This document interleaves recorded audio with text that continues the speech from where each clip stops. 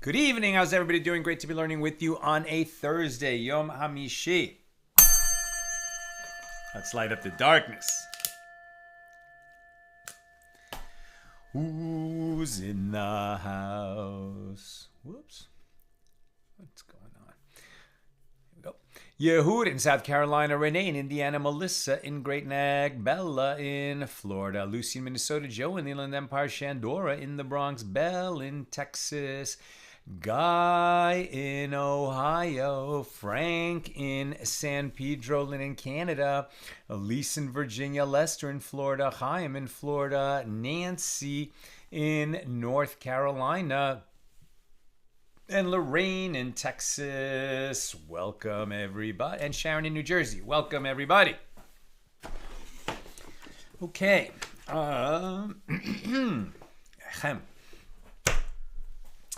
Our daf today is page 27, which we got a bit of a start on yesterday. So about maybe a third of the way, maybe a quarter of the way into 27a. Our daf is 27, and tonight we open Mishna number 9 here in chapter 3 of tractate Menachot, the 30th volume of the Talmud. Mishnah 9.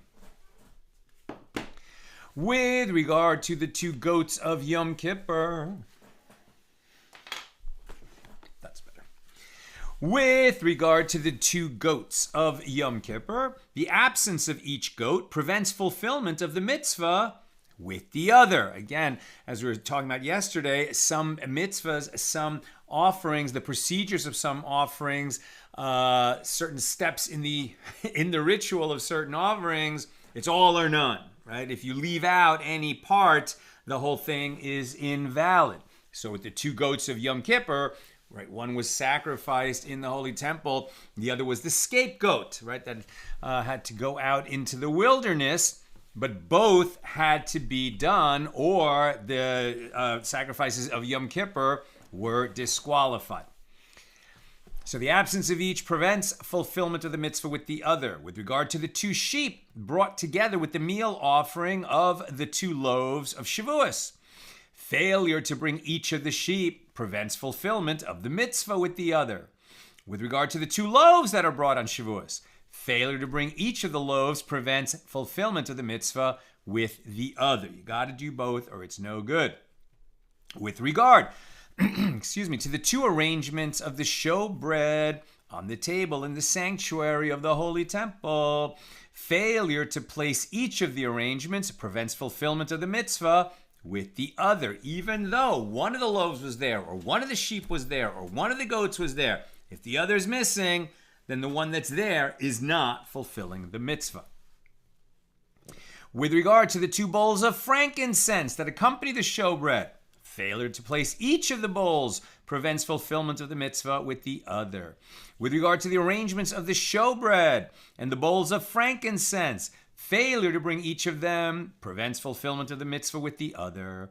With regard to the two types of loaves that accompany the offerings of a nazir, the bread and wafers, we learned this in Numbers 6:15, the three species that are part of the ritual of the red heifer, the cedar, the hyssop, and the scarlet wool. We learned that in Numbers 19:6. And the four types of loaves that accompany the thanks offering. There's 40 loaves, but it's 4 types. The loaves, the wafers, the loaves soaked in hot water, and leavened bread, which we learned about in Leviticus 7:12. And with regard to the 4 species of the lulav, right? The palm branch, the willow, the myrtle, and the esrog in Leviticus 23:40, and the 4 species that are used in the purification process of the mitzvah, the cedar, the hyssop, the scarlet wool, and birds. We learn about in Leviticus 14:4. In all these cases, failure to bring each of the components prevents fulfillment of the mitzvah with the others, all or none. With regard to the 7 sprinklings of all or none, meaning either you bring them all or you didn't do it, right? With regard to the 7 sprinklings of the blood of the red heifer that the priest sprinkles toward the direction of the temple, though not on the Temple Mount, right? He's on the Mount of Olives opposite the Temple Mount, but he has to do these sprinklings of the red heifer toward the Holy Temple. Failure to sprinkle each of the 7 prevents fulfillment of the mitzvah with the others. With regard to the 7 sprinklings of the blood of the bull and the goat on Yom Kippur that are sprinkled on the ark between the staves inside the Holy of Holies, the 7 sprinklings that are sprinkled on the curtain that separates the sanctuary from the Holy of Holies, and the sprinklings that are sprinkled on the golden altar, the incense altar that is inside the sanctuary, all of this on Yom Kippur, and from all other inner sin offerings, failure to sprinkle each of the required sprinklings prevents fulfillment of the mitzvah with the others. That's the conclusion of Mishnah 9. And we remember that with regard to sprinkling the blood, let's say, of a sin offering on the external altar, where there are intended to be 4 sprinklings, that's the correct way to do it. But if the priest only did one of those sprinklings, the owner of the sin offering has fulfilled his obligation because it's that first sprinkling that achieves atonement. By contrast, these inner offerings, the Yom Kippur offerings, the offerings, of a Beis Din that made a mistake, a Sanhedrin that made a mistake, an anointed priest that made a mistake and relied on those mistaken rulings. And so these special inner offerings are brought, which include multiple sprinklings inside the sanctuary. If any one of those sprinklings is omitted from the process, then atonement was not achieved with those offerings. Okay, that's Mishnah 9. Now the Gemara. The Mishnah teaches, with regard to the 2 goats of Yom Kippur, the absence of each goat prevents fulfillment of the mitzvah with the other. That was a long list of rulings where it had to be done right or it's no good. Now we're going to look at the source text for each of these. And this is derived, in terms of the 2 goats of Yom Kippur, this is derived from the verse that states, with regard to the Yom Kippur service, quote, and it shall be a statute forever. That's Leviticus 16:29. And since wherever the term statute appears concerning a sacrificial rite, it signifies that the rite is an indispensable requirement. We've seen that derivation before. I just want to note something in passing. Here they're focusing on the use of the word statute. But I noticed the use of the word forever, which is usually leolam, right? Olam means world, but can also, in this kind of context mean forever. And I also like the nice, a little sort of way to translate that word that I made up. Take it or leave it, I made it up. Instead of forever or for all time, for everywhere, right? For everywhere, as one word. For everywhere means forever and throughout the world. Now, who can say such a thing, that a law or anything will apply forever? There's only one voice that can say such a thing and speak truthfully. And of course, that's Hashem, that's God, right? We can't make declarations about what's going to be forever, for everywhere, for all time. That would be the height of arrogance for a human to say such a thing. In fact, the only thing that we can say that will be true forever, maybe this we should take with a grain of salt, but the one thing that we can all say, that we can pretty much count on, is this too shall pass, right? Whatever it is that we see, that we count on, that we believe in, that we have built, that we have built up, that we have left, to our society, to our children, etc. Everything that we've done, everything that is human, from the human realm, from the world of nature, from the world of the physical universe, this too shall pass. That seems to be the one eternal truth, except for God, right? God is beyond the universe. God is eternal.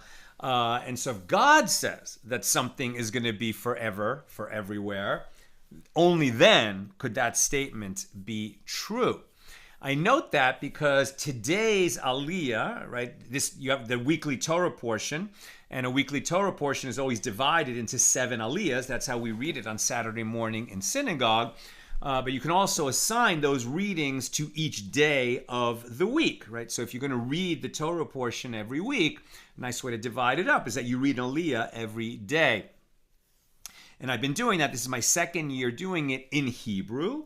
My Hebrew is not that great, but for sure. But I use the interlinear Art Scroll translation, and I've just learned so much. And when you read it in Hebrew, you see things that you would not have seen otherwise. But here it said, I think it was yesterday's reading, that God says to Moses, maybe it was today. It's either yesterday or today. But God says to Moses, I'm going to speak to you in front of the people, meaning at Mount Sinai, when God gives the 10 Commandments, when God appears before 2 million people, a manifestation of God. I mean, everything, the whole world is within God, but God makes God's presence known. And it's described, right, that the mountain was shaking, the mountain became sanctified while God's presence was on it. All the physical laws were suspended. That's why in Psalms we read that the mountains skipped like rams and the hills like lambs. A little bit like an earthquake. I mean, just the laws, the physical laws of the universe were suspended, and it was like seeing in the movie The Matrix, right? When Keanu Reeves can see that this is not what we thought it was. Reality is not what we thought it was. It's all by the will of Hashem. So God says to Moses, I'm going to speak to you in front of the people, and they will believe in you forever. What is that? Wow, what a statement that the people will believe in Moses forever. I mean, Moses is not a god. He's not being set up to be one. He's a prophet. He's the greatest prophet of all time. What does it mean that the people will believe in Moses? Essentially, that will believe in his teaching forever. Is that true? Well, yeah, because the Torah is the 5 books of Moses. The Torah, right, is God giving dictation to Moses, who set down God's word. And this little people, the Jewish people, that's been under siege, under attack for over 3,000 years, it's an absolute miracle that we're still here. But we are still here. And not only are we still here, but the Torah, right, is the fundamental, the foundation of the Bible, the best-selling book of all time. Christians around the world are reading the 5 books of Moses, just like the Jews are. And even the Quran references Moses repeatedly. And so absolutely true. People are listening to Moses' words forever. So as long as there is a world and people in it, they will be heeding God's word through Moses' teaching.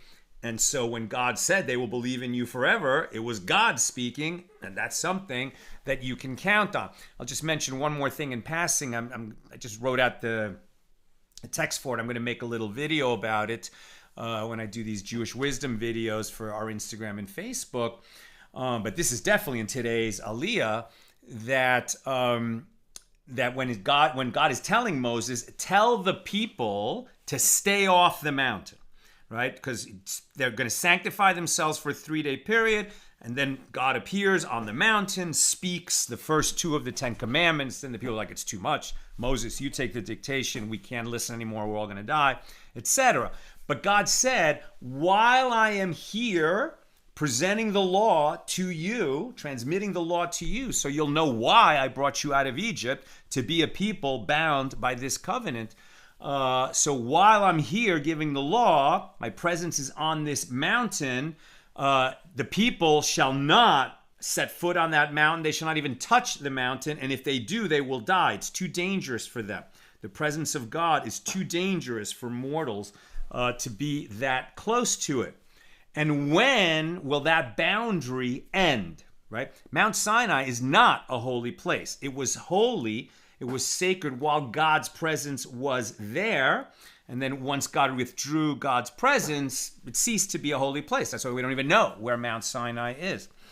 But when will that period of sanctity, which was the greatest moment in human history, when God presented God's self to the world, when will it end?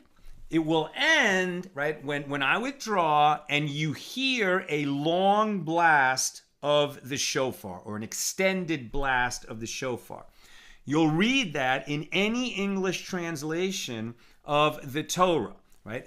After you hear the extended blast of the shofar, then the people may ascend the mountain again. It'll be safe to be on that mountain again because God will have withdrawn God's presence.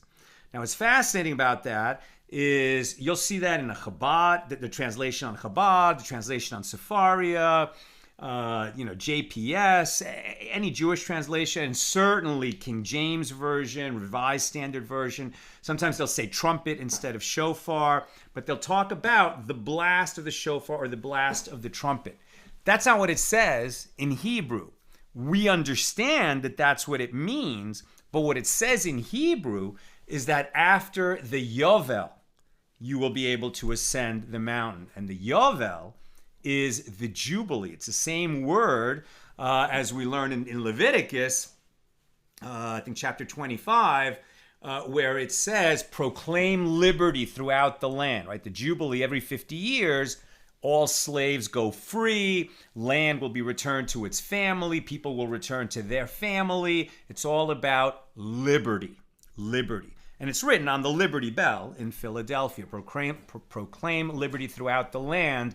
It shall be a Yovel for you, a Jubilee for you. So why does it say it'll be a Jubilee for you? And why do we understand that that's a shofar blast? Well, we understand it's a shofar blast because when we proclaim the Yovel in the 50th year, we do that at Yom Kippur, and there's an extended shofar blast for that purpose. So we proclaim liberty with a shofar blast. That's why they translate it that way here right before the revelation at Mount Sinai. What I find fascinating about this is that God is about to give the Jews, the Jewish people, the law, right? You are now, whether you signed up for it or not, all Jews forever are bound by these 613 commandments. Other people don't have to obey these commandments. You do. You Jews have to obey these commandments. Does that sound like you are now free? Proclaim liberty throughout the land? Yes, exactly right. Because when God says you are bound by my law, by God's law, you shall fear God, therefore you shall fear no man. Right? We are bound to God's law, not any other ideology or any person. Free to serve God as a Jew means freedom from serving others. Now, of course, our sages teach that we're bound by the laws of the land in lands where we live. Doesn't mean we're a lawless people, just the opposite. But isn't it fascinating that the way God says that I'm going to give you this law, and when I'm done giving you the law, meaning you are now bound by the law, that's a Yovel. That's a Jubilee. That is your forever liberty. I find that absolutely fascinating, and I wouldn't have gotten it until I started reading it in Hebrew. So it's so valuable to understand that every translation is an interpretation and something is lost in translation. Okay, enough of that aside. The Mishna teaches with regard to the two sheep brought together with the meal offering of the 2 loaves on Shavuot, failure to bring each of the sheep prevents fulfillment of the mitzvah with the other. And this is derived from the verse, they shall be holy, in Leviticus 23:20. Since the employment of a term indicates an indispensable requirement. Similarly, with regard to the 2 loaves brought on Shavuot, the reason failure to bring each of the loaves prevents fulfillment of the mitzvah with the other one is that the verse states, they shall be of fine flour, employing this term of being that means both have to be there. With regard to the 2 arrangements of the shewbread, the reason failure to place each of the arrangements prevents fulfillment of the mitzvah with the other is that the verse employs the term statute concerning them. Statute means the full statute, as we learn with the goats of Yom Kippur. With regard to the 2 bowls of frankincense that accompany the shewbread, the reason failure to place each of the bowls prevents fulfillment of the mitzvah with the other is that the verse employs the term statute concerning them. With regard to the arrangements of the shewbread and the bowls of frankincense, the reason failure to bring each of them prevents fulfillment of the mitzvah with the other is that the verse employs the term statute concerning them, as that verse addresses each of these 2 components. With regard to the 2 types of loaves that accompany the offerings of a nazir, one who vows to abstain from the products of the grapevine, not to cut his hair, and not to become impure for the dead, as the Torah hero Samson was a lifelong nazir, but most people only took a 30-day vow of naziris, and when they finish it, they have to bring these offerings. So with regard to the 2 types of loaves that accompany the offerings of a nazir, each prevents fulfillment of the mitzvah with the others. As it is written with regard to the nazir, so must he do after the law of his naziris, demonstrating that he must bring his offerings precisely as detailed in the verse. With regard to the 3 species that are part of the ritual of the red heifer, each prevents fulfillment of the mitzvah with the others, since the term statute is written about them. This is the statute of the law in Numbers 19. With regard to the 4 types of loaves that accompany the thanks offering, each prevents fulfillment of the mitzvah with the others, since the thanks offering is juxtaposed to the offerings of a nazir, as it is written with regard to the thanks offering with the sacrifice of his peace offerings for thanksgiving in Leviticus 7:13. And the master said, this term, his peace offerings, serves to include the loaves of the peace offering of a nazir, and has already been demonstrated that with regard to the loaves that accompany the offerings of a nazir, each prevents fulfillment of the mitzvah with the others. It's so interesting the way it's worded, right? It's not just, you need all of them. They don't say it that way. They say each will prevent fulfilling the mitzvah with the others, meaning each, if it's missing, will prevent fulfilling that mitzvah with the others. And with regard to the 4 species that are in the purification process of the mitzvah, each prevents fulfillment of the mitzvah with the others. As it is written, this shall be the law of the mitzvah, one with that ancient skin condition, which was a physical manifestation of a spiritual malady. And when you got that, it had to be diagnosed by a Kohen who was expert in these lesions. He would say that is tsaras, and this person is quarantined until it passes. And then once it has passed, he brings these offerings, and then he can rejoin society. And with regard to the 4 species of the lulav that we wave at Sukkot, each prevents fulfillment of the mitzvah with the others. As the verse states, and you shall take ulkachtem in Leviticus 23:40, which alludes to a complete taking, lekicha tamna, comprising all 4 species. Rav Chanan bar Rava says the Mishna taught that the 4 species of the lulav are necessary for the fulfillment of the mitzvah only in a case where one did not have all 4 species. But if one has all 4 species, failure to take each of the components does not prevent fulfillment of the mitzvah with the others. And he fulfills the mitzvah by taking each species individually. Fascinating. Now we're going to read right now that, of course, you have to bind up the lulav, right? That the palm branch and the willow and the myrtle branches are bound together, and then we hold the esrog with them, so we wave the 4 species together. But technically, as long as all 4 were in front of you, if you picked up one at a time and waved it, you would have fulfilled your obligation. Why don't we do that? The Gemara raised an objection from a baraisa with regard to the 4 species of the lulav. 2 of them, the lulav and the esrog, produce fruit, and 2 of them, the myrtle and the willow, do not produce fruit. Those that produce fruit have a bond with those that do not produce fruit, and those that do not produce fruit have a bond with those that do produce fruit. And a person does not fulfill his obligation of taking the lulav until they are all bound together in a single bundle. And so too, when the Jewish people fast and pray for acceptance of their repentance, this is not accomplished until they are all bound together in a single bundle.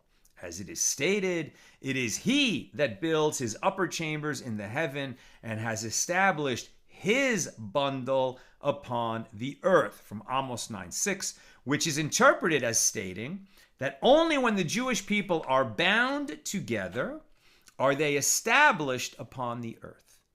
The Baraisa contradicts Rav Chanan bar Rava's statement, since it teaches that the 4 species of the lulav must be taken together in order for one to fulfill his obligation of taking the lulav. So that was a spectacularly beautiful teaching. Before we just leave that behind, let's remember what we just said. That for when the Jewish people are united in calling out to God and crying out to God, please God, forgive us, accept our repentance. When we do that in a united fashion, we are established on earth. In other words, God will be with us, and we will overcome all enemies and obstacles.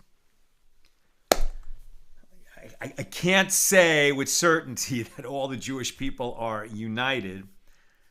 I wish we could get more united without being besieged, because it does seem like when we're hated the most and under attack in the worst ways, that's when we come together. But thank God it at least happens then, because God hears our cries and saves us. Now, the Gemara answers whether the different species must be taken together is a dispute between Tanaim. As it is taught in Baraisa, a lulav, whether, that's the palm branch, whether it is bound with the myrtle and the willow or whether it is not bound, is fit. Rabbi Yehuda says, if it is bound, it is fit. If it is not bound, it is unfit. And the Gemara asks, what is the reasoning of Rabbi Yehuda? The Gemara answers, by means of a verbal analogy. He derives the term taking, written with regard to the 4 species, from the term taking, written with regard to the bundle of hyssop.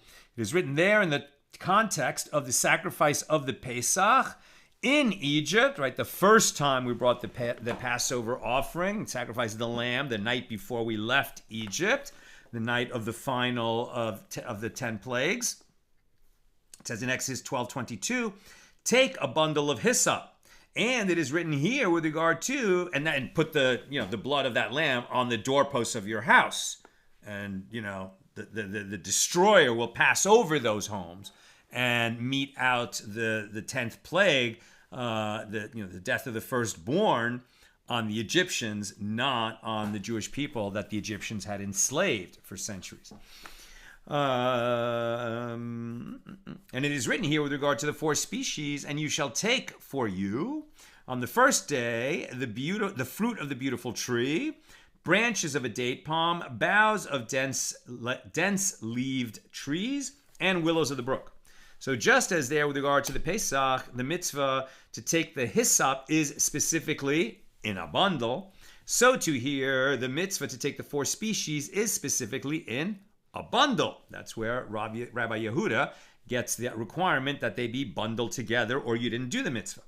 And the Gemara asks, okay, and what is the reasoning of the rabbis who say that you do fulfill your obligation even if they're not bundled together? We don't do it that way, but if you did it that way, you would have fulfilled your obligation as long as they were all right in front of you.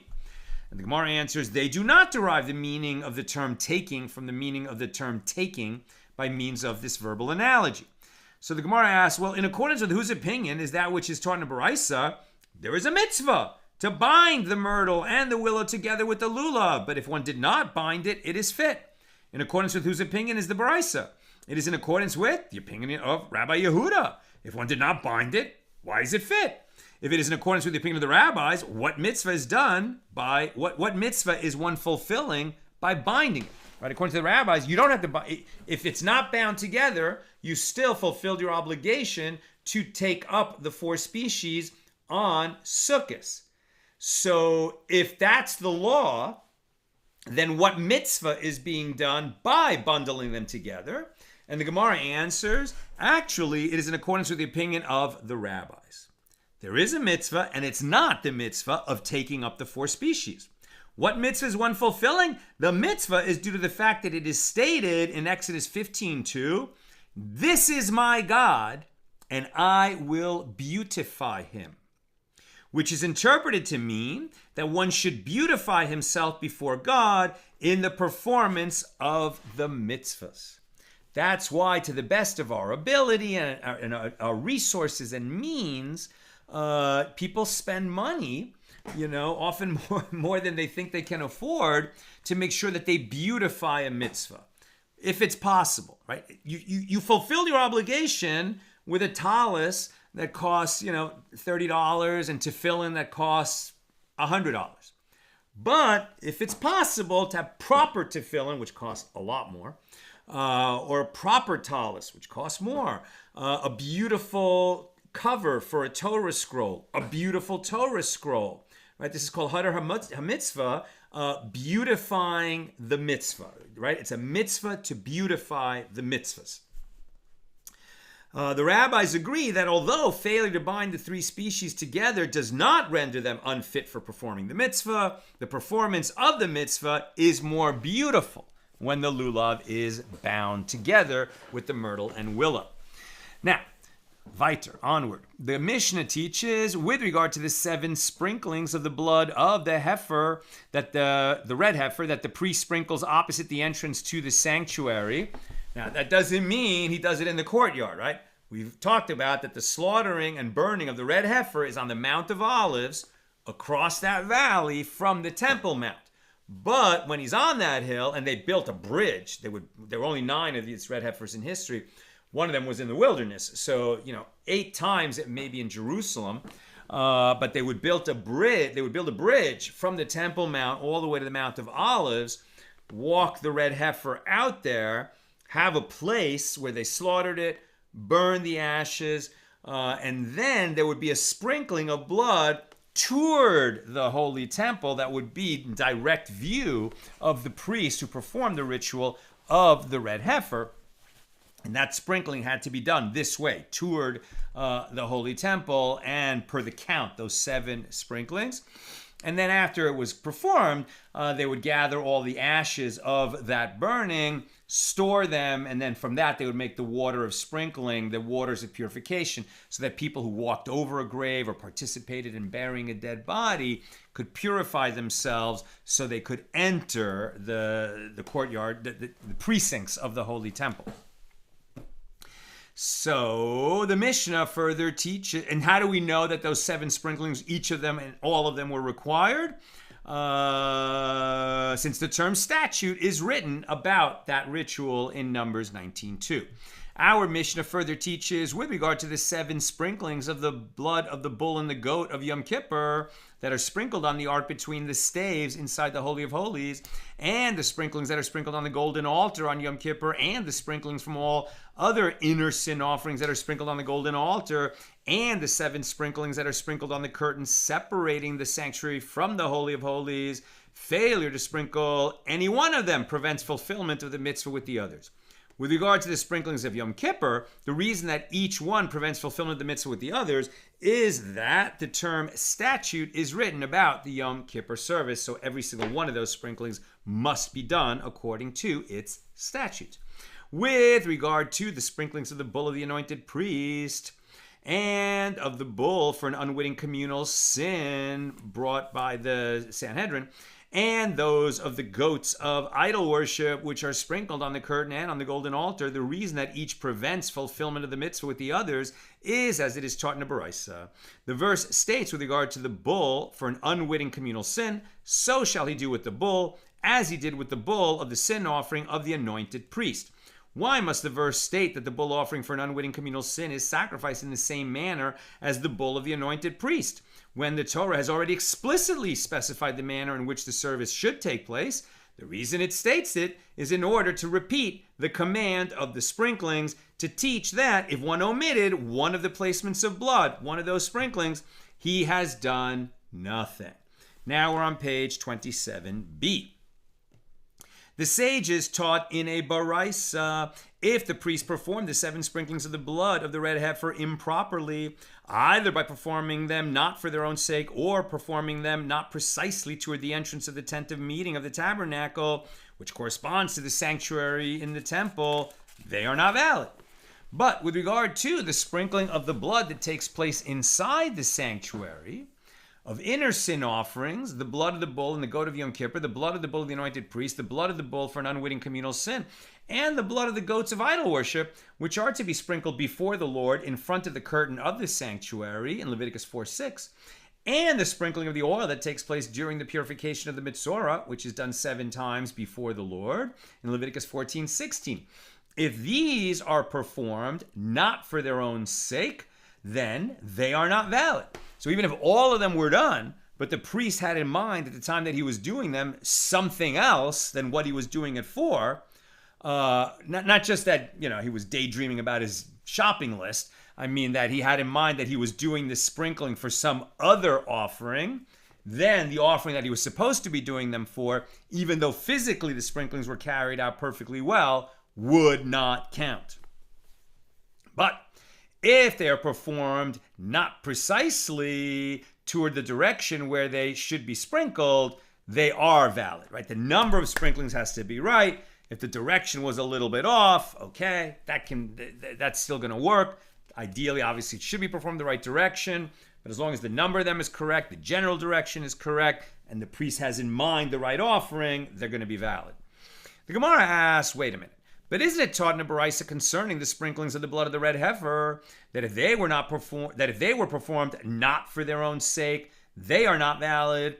But if they were performed not precisely toward the entrance of the tent of meeting of the sanctuary, they are valid?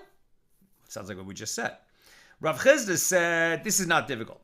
This second baraisa is in accordance with the opinion of Rabbi Yehuda, whereas that first baraisa is in accordance with the opinion of the rabbis, as it is taught in a baraisa.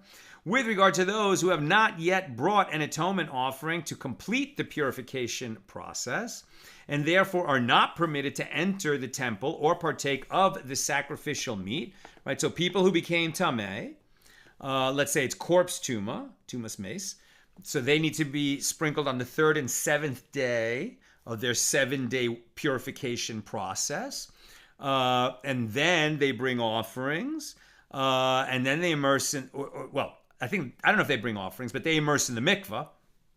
Other people bring offerings for a purification process, like a mitzvah or a nazir, and then they immerse in a mikvah, and then they bring those offerings the next day, and then they can enter, right? So let's just keep reading here. As it's taught in baraisa, with regard to those who have not yet brought an atonement offering to complete their purification process, and therefore are not permitted to enter the temple or partake of sacrificial meat, but they entered the temple courtyard unwittingly. They know, right? They're not allowed to enter, but they entered unwittingly. Okay. They are liable to bring a sin offering for this additional transgression. They had not, unwittingly, they didn't know they were entering the temple courtyard, or they didn't know they hadn't finished their purification. They entered the temple courtyard, they realized their mistake. Now they have to bring another offering, a sin offering. If they entered intentionally, then this is punishable by karas. A person who is still tameh and hasn't completed his purification, and he knows that, and he entered the temple courtyard, that's punishable by karas, death at the hands of the heavenly court. And needless to say, the same applies to one who was ritually impure, who immersed that day, and is waiting for nightfall, the Tevel Yom, for the purification process to be completed, and all others who are tameh, ritually impure, and have not yet immersed in the mikvah. And with regard to those who are pure, who entered beyond their boundaries, i.e. beyond where it is permitted for them to enter, such as a priest who enters the sanctuary for a purpose other than performing the temple service, if one entered any part of the sanctuary, he is liable to receive 40 lashes. If he entered within the curtain separating the sanctuary and the Holy of Holies, i.e. into the Holy of Holies, or he entered the Holy of Holies all the way until he was before the ark cover, he is liable to receive death at the hand of heaven. Rabbi Yehuda says, if he entered any part of the sanctuary or within the curtain separating the sanctuary from the Holy of Holies, he is liable to receive 40 lashes. But if he entered the Holy of Holies all the way until he was before the ark cover, then he is liable to receive death at the hand of heaven.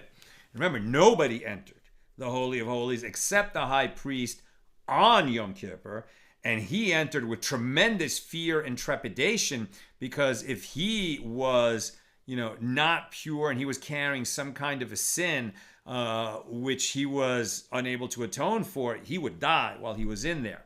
We also learned, I think it was in Tractate Yuma, but they had to do maintenance in there sometimes. So if only the high priest can enter on Yom Kippur, how do the workers clean or replace, anything that got dirty or damaged on the wall? How did they even check it, right? And we learned that they would lower a worker in from the ceiling, and so his feet would never touch the ground in the Holy of Holies, but they were able to do the maintenance in that way.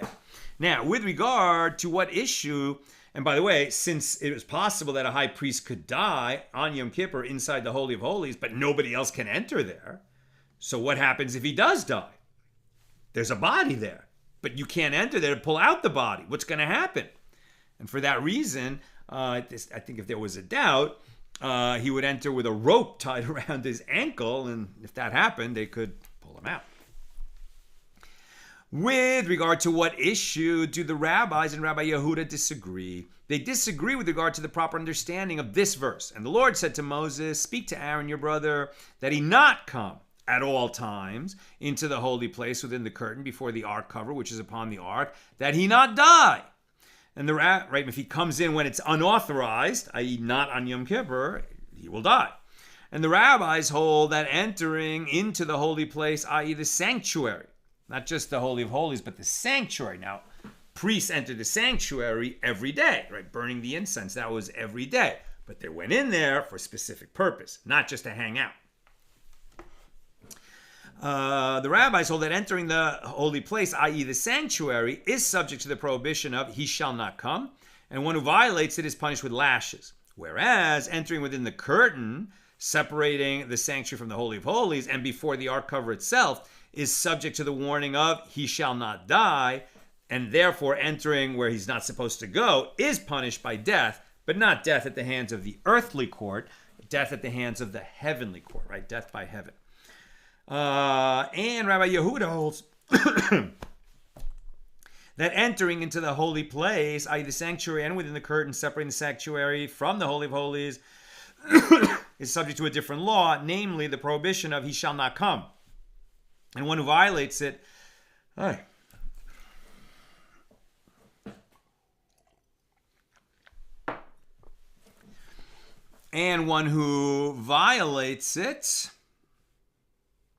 is punished with lashes. Whereas entering before the ark cover is subject to the warning of he shall not die, and so entering there will be punishable by death at the hand of heaven. The Gemara asks, what is the reason for the interpretation of the rabbis? And the Gemara answers, if it should enter your mind to explain the verses Rabbi Yehuda says, then let the merciful one write that he not come at all times into the holy place and before the ark cover, that he not die. And there is no need to write within the curtain. And I would say, if one becomes liable to receive lashes for entering the sanctuary, is it necessary to teach that one incurs the punishment for entering within the curtain? Why don't read the phrase within the curtain that the merciful one wrote? Learn from that seemingly extraneous term that entering the Holy of Holies is punishable by death at the hand of heaven. And Rabbi Yehuda, right, obviously has a different interpretation. Why? He understands it like this. If the merciful one had written only that it is prohibited to come into the holy place and did not write within the curtain, I would say, what is the holy place? Within the curtain, i.e. the holy place is the Holy of Holies. And one who enters it violates a prohibition. But if one enters the sanctuary, he does not even violate a prohibition. That would be Rabbi Yehuda saying, much less stringent view. And the rabbis respond to this claim, you can't say that, as the entire sanctuary is called the holy place, as it is stated, and the curtain shall divide for you between the holy place and the Holy of Holies. Pretty clear that the sanctuary is referred to as the holy place. So why doesn't Rabbi Yehuda agree with them? What is the reason for the interpretation of Rabbi Yehuda? Why does he hold that one who enters the Holy of Holies violates a prohibition but is not punished with death at the hand of heaven until he comes so close to the ark itself? And the Gemara answers, Rabbi Yehuda holds that if it should enter your mind to explain this law as the rabbis say, that entering the Holy of Holies at all is punishable by death at the hand of heaven. Well, if that were the case, let the merciful one write that he not come at all times into the holy place and within the curtain that he not die. And there's no need to write before the ark cover. And I would say if entering within the curtain, i.e. the Holy of Holies, is punished with death at the hand of heaven, is it necessary to teach that one who incurs this punishment for entering before the ark cover? Why do I need the phrase before the ark cover that the merciful one wrote? Learn from this, according to Rabbi Yehuda, that before the ark cover, one who goes that deep into the holiest place is punishable by death at the hand of heaven, but simply entering within the curtain that separates the sanctuary from the Holy of Holies would only be violating a prohibition. So why don't the rabbis see it that way? They say, indeed, it is so, that in order to teach the punishment of death at the hand of heaven, it is not necessary for the verse to also state before the ark cover. And the reason that the merciful one wrote before the ark cover, el pene, before, was in order to exclude one who entered the Holy of Holies through a roundabout path, as one who did not enter facing the ark cover, i.e. from the east, is not punished with death at the hand of heaven. And this is as the school of Rabbi Eliezer ben Yaakov taught with regard to the verse, and he shall sprinkle it with his finger before, el pene, the ark cover to the east. This established a paradigm that any place in the Torah where it is stated before, right, like in front of, pene, it is referring to nothing other than before the eastern side. The Gemara asks, and how does Rabbi Yehuda respond to this, as it is clear that the term el pene, the ark cover, is necessary to exclude one who entered the Holy of Holies through a roundabout path? And the Gemara answers, well, according to Rabbi Yehuda, if the purpose was for that reason, let the verse state before, pene, the ark cover. What is the purpose of the extra word el? Not el like kel, like one of God's names, but just that connecting word el. Learn from that seemingly extraneous term that one is punished with death at the hand of heaven specifically if he entered directly before the ark, but not if he merely entered the Holy of Holies. And the rabbis hold that the term el does not mean specifically one who enters directly before the ark cover. So now the Gemara returns to its suggestion that the contradiction between the two baraisas with regard to whether the sprinklings of the red heifer are valid or not when not performed precisely toward the entrance of the tent of meeting, we could resolve this contradiction by explaining that one baraisa is in accordance with the opinion of Rabbi Yehuda, and the other is in accordance with the opinion of the rabbis. And Rabbi Yehuda, who says that the expression el pene, before the ark cover, teaches that the punishment is limited to one who is specifically entered directly before the ark cover. So he holds that the expression and sprinkle of its blood, el, toward the front, also means that the sprinklings must be performed specifically toward the front of the sanctuary. And the rabbis are of the opinion that from the fact that there the term el does not mean specifically one is liable to be punished at death at the hand of heaven only if he enters directly before the ark cover, here too they hold that it is not meant specifically, and therefore the sprinklings are valid even when performed not precisely toward the entrance of the tent of meeting. Now, by the way, if you think about the Holy of Holies, right? This is the model of the temple, right? This is the courtyard here. That's the altar there, the external altar. We can't see inside the sanctuary, but basically this front half here is the sanctuary, and this back half here is the Holy of Holies. And there's a curtain about approximately here separating between the sanctuary and the Holy of Holies. Now, what's interesting as we learn when we're talking more specifically about that is that there are two curtains. There are two curtains. And so you never could walk into the Holy of Holies and be directly facing the Ark of the Covenant and its two staves that are used for carrying it back when we were, portable in the wilderness. once it came to rest, and it wasn't present in the second temple, but in the first temple it was, you never could enter the Holy of Holies and be facing the ark cover as soon as you entered because of those two curtains. And so the opening of the first curtain was all the way on one side, and the opening of the second curtain was all the way on the other side. And so he had to go all the way to the end, go through between the curtains, and then come in to the Holy of Holies from the side. And as we learned, that's a bit of a protection there for the high priest, since if he was not authorized to enter there, it wouldn't be a death penalty since he didn't come in directly facing the ark cover.